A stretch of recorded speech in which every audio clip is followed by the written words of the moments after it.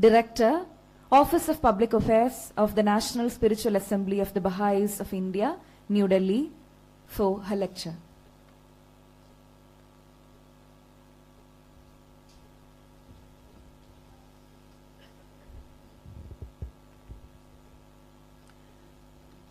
Good afternoon, distinguished speakers, members of the organizers, esteemed organizations who have come together to organize this World Peace Summit, guests who have come from different parts of the globe. First of all, I would like to thank for giving me this opportunity. It's mentioned, I represent the Baha'i community of India. And it's a disadvantage to be the last speaker, I guess, before lunch. And I don't want to be, between you and lunch.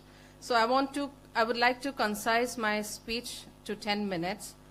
So friends, I've been asked to speak, to give the Baha'i perspective and the vision of Baha'u'llah, the prophet founder of the Baha'i faith, on this particular theme, the promise of oneness, the power of peace, redefining sustainable development of humanity. Baha'u'llah, the prophet founder of the Baha'i faith, he wrote more than a century ago, the earth is but one country and mankind its citizens. This powerful statement encapsulates the Baha'i vision for global peace, a world in which all people recognize their common humanity and work together for betterment of all. But the primary questions which we have and needs to be resolved is how the present world, with its entrenched pattern of conflict, can change to a world in which harmony and cooperation will prevail. I think this is what we have been discussing, and the previous speakers have also addressed. What do we need to do at this current situation? And the humanity, the challenges that we are facing are all same, right? So this interdependent is so much prevail in society that we need to think of how to come together. So I would like to just give you a few points which Baha'u'llah has guided the entire humanity, and our international governing body has also described this in one of the statements, the promise of world peace. It says that the world order can be founded only on an unshakable consciousness of the oneness of humanity.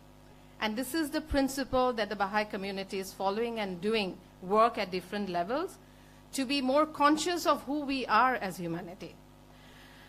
It says that a spiritual truth which all the human sciences confirm, anthropology, physiology, psychology, recognize only one human species, albeit infinitely varied in the secondary aspects of life.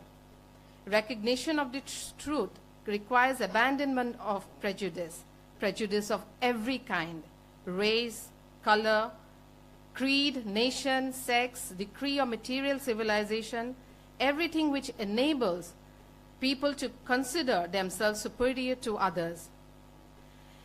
Acceptance of the oneness of mankind is the first fundamental prerequisite for reorganization and administration of the world as one country, the home of humankind. I think we all are here together to see how collectively we can bring change. Universal acceptance of this spiritual principle is essential to any successful attempt to establish world peace. It should therefore be universally proclaimed, taught in schools, and constantly asserted in every nation as preparation for the organic change in the structures of society which it implies. In the Baha'i view, recognition of the oneness of mankind calls for no less than the reconstruction and demilitarization of the whole civilized world, a world organically unified in all the essential aspects of its life, its political machinery, its spiritual aspiration, its trade and finance, its script and language, and yet infinite in the diversity of the national characteristics of its federated units. Friends, as I represent the Baha'i community of India, I would like to just share some of the points in the context of India, like what we need to do to build our nation. So as you can see, there are many factors contributing to keeping India together as a nation, but few can deny that a vital cohesive force that binds the nature together, our nation together, is the spirituality of his people. As Dilip Ji Maharaj has also said that India is the land of spirituality. This spirituality finds expression in a culture that values human beings as the creation of the divine, is open and accepting of all people of all backgrounds, that views in all living beings the reflections of the sacred and therefore enjoins respect, gentleness and non-violence in all relationships as the ideal way of life. It is this spirit of all embracing oneness that is conveyed in the ancient ethos of Vasudhaiva Kutumbakam, the world is one family. This ethos implicitly emphasizes that the unity of the nation will be a stage in the process of the progressive manifestation of the spirit of oneness in the social and political realm. It reaches its fruition when the people of the oneness of humankind is firmly established in the consciousness of people, and when India and its sister nations across the world unite as one family. We are conscious of this fact that over the past few decades, there has been a worldwide resurgence of religious fundamentalism. Voices that represent religious extremism and intolerance have increasingly entered the political and social mainstream, and in many countries they now dominate public discourse. This has created an atmosphere of confusion around the concept of religion, where its unifying and constructive role has been steadily obscured by the tendency to view it solely through an identity lens. And India, too, has not been immune to it.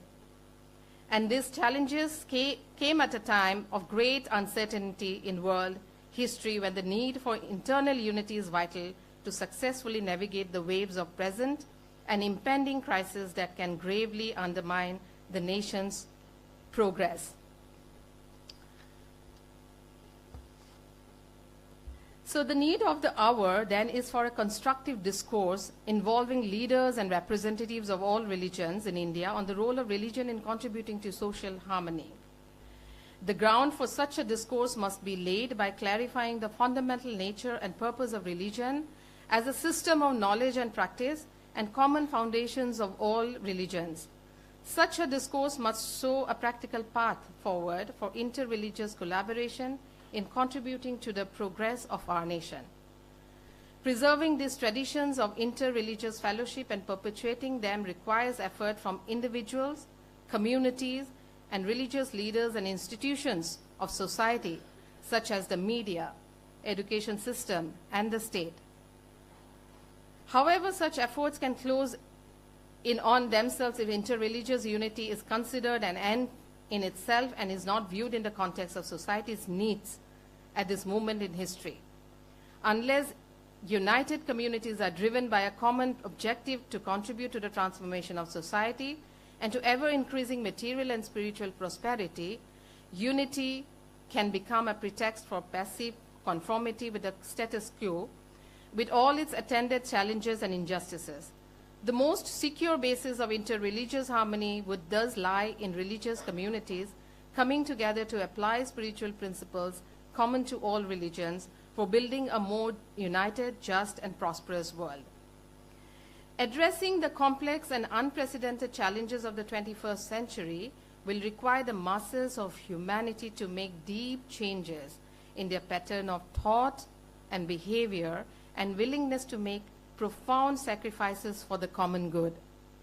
The kind of structural and systematic changes that are needed to become more just, united, and to restore our balance with nature will require selfless efforts from the masses of humanity on a scale for a duration never before witnessed. History bears witness that rather than religion, no other power or man-made ideology has been capable of stirring the depths of human motivation and calling forth the spirit of nobility, sacrifice,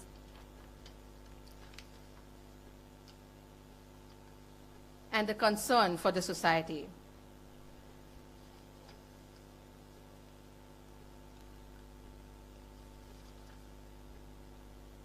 So here, everyone is looking at the religion as a powerful source which can bring change to the society.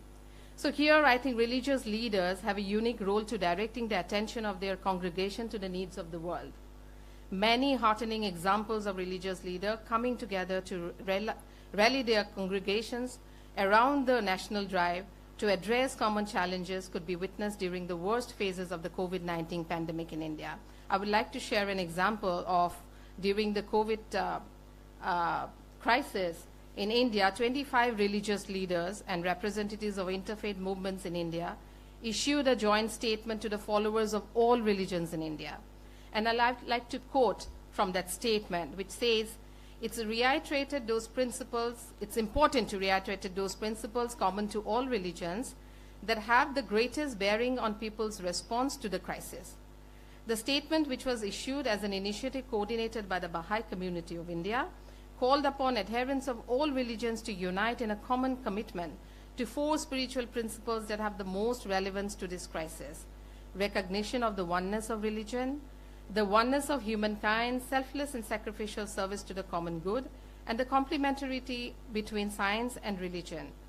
Although this was a modest effort, it illustrated the tremendous potential for positive social change that resided in the untapped spirituality of the message, which faith leaders could come together and channelize for the well-being of all. So friends, at the end, I would just like to say that let unity, harmony become our dominant narrative and become associated ever more strongly with the reputation and reality of Indian identity, relegating conflict and contention among the religions to an earlier and less mature stage of our history. Let us harness the edifying power of religion towards constructive endeavors that can bring about the spiritual and material prosperity of our nation. And in this way, India can truly lead the world morally and contribute to global peace and harmony, assuring its rightful place as a leader in spirituality, interreligious harmony. Thank you for these opportunities, and I'm looking forward to hearing from you all. Thank you.